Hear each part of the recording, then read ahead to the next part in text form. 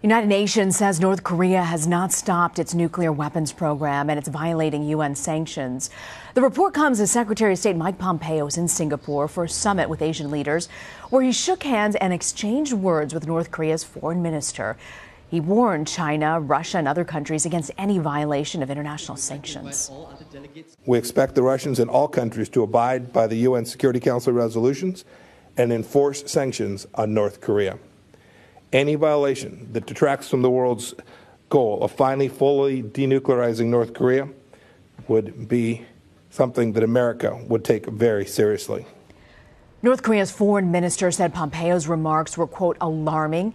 He also criticized the U.S. for insisting that sanctions will stay until denuclearization takes place.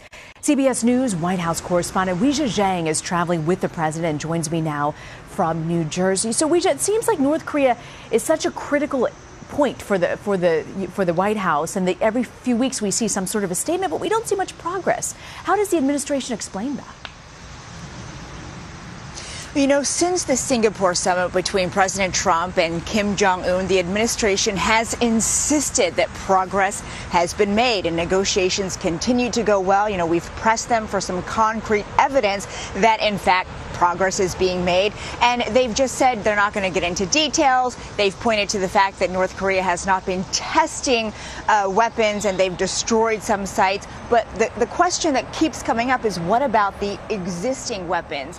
And at this point, the administration has no choice but to shift their tone, because it's not just the U.S. monitoring what Pyongyang is doing, but the international community. So yesterday, we saw Secretary of State Mike Pompeo issue a statement that had to acknowledge that North Korea is violating UN sanctions, and he also said we now see that we are actually a far ways from the ultimate goal of denuclearization. And that really has been a shift from especially what President Trump himself has said.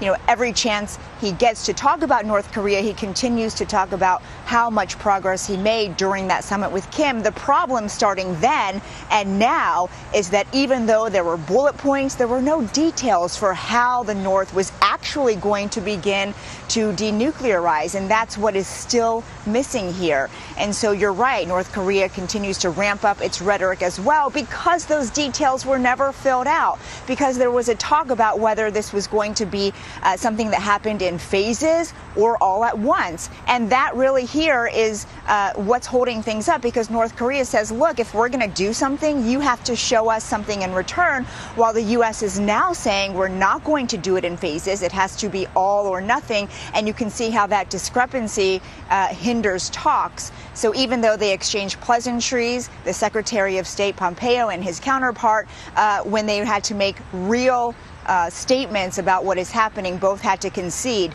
that it's actually not much. And meanwhile, Weijia, we've got this trade war between the U.S. and China continues, with Beijing threatening another round of retaliatory tariffs.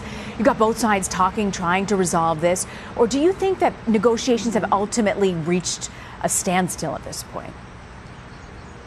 Well, the administration insists that no, that talks are ongoing. And in fact, Larry Kudlow just came out. He's the one of the president's top economic advisors, just said at the White House a couple days ago that talks are happening at the highest level. And so we were trying to find out, does that mean President Trump and President Xi have actually had conversations as these negotiations continue? And they would only say at the highest level.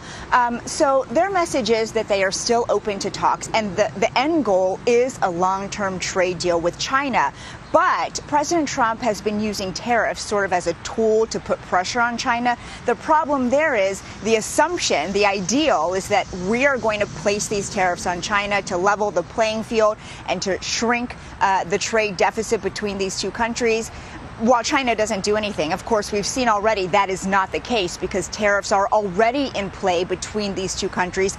And now they're talking about another set of tariffs that are much more substantial. The Trump administration is proposing 25% on $200 billion worth of Chinese imports. And China isn't sitting back and saying, okay, that's fine. They have now said we are also preparing tariffs on $60 billion worth of U.S. imports to China. And so, they continue to use tariffs as weapons, really, in this escalating battle.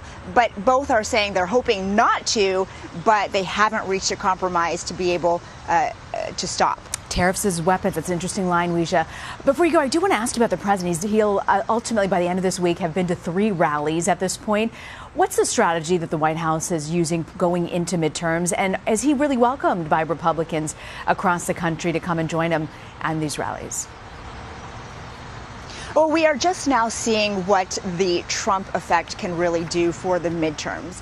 And certainly an endorsement from President Trump has been very powerful, as we've already seen in Georgia. And he continues to stump for these very contested races. And he says that when we are 60 days out from the midterms, he plans to be on the road 6 or 7 days. But if you actually look at the content of these stump speeches, sure, they are to endorse the candidates. He recognizes how important it is to maintain control of Congress. But at the same time, it's almost as if he is already eyeing 2020, because these speeches end up being much more about his accomplishments and what he wants to do, and about President Trump rather than the candidate that he is there for. And so even though this is meant to be, pushing the Republican Party forward, he's also making America great again in these speeches and making it known what he is doing for people. And really, that's also hopefully in the White House's eyes to help Republicans, because many people are saying, a vote for this candidate is a vote for President Trump. At the same time, that could backfire because, it just depends on how red a state is. Certainly, there are lots of battleground states to consider, too, that might not be as red and perhaps even turning purple or blue in 2018. All right, Weijia Jiang, grateful you can join us. Weijia, thank you so much. Thanks, Rena.